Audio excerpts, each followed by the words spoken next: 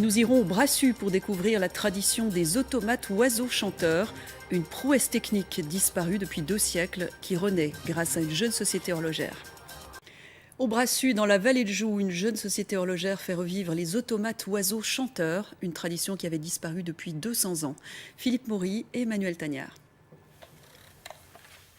Il a enchanté la dernière foire horlogère de Bâle. Ce petit oiseau chanteur automate est une prouesse technique qui s'inspire de la tradition initiée par les frères Rochat.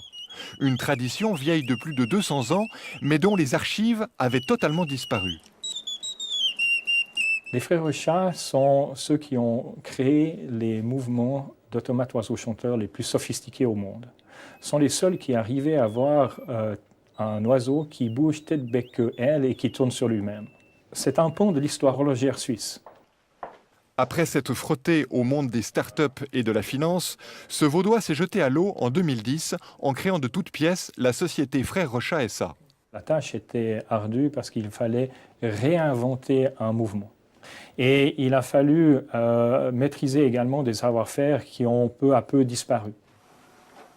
Avec un concepteur de la manufacture Claret au Locle, Stéphane Velan a œuvré pendant 3 ans pour que l'oiseau prenne son envol. Le mouvement miniature contient 1227 composants. L'oiseau interprète le chant d'un troglodyte et un air de Mozart grâce à un soufflet à piston de 12 demi-tons. L'âme de l'automate est un système de disques dentés, 14 cames qui règlent la chorégraphie. Si on prend par exemple les mouvements de l'oiseau, il faut que chacune de ces cames soit dessinée de telle manière à ce que les mouvements soient réalistes, pas trop rapides pour que ça fasse pas trop mécanique, pas trop lent pour qu'on voit, qu'on se rende compte que c'est un mécanisme qui bouge. Il faut que vraiment ce soit bien jaugé entre les deux, réfléchir à quelle vitesse il faut faire bouger chaque élément pour que le mouvement final soit le plus naturel possible.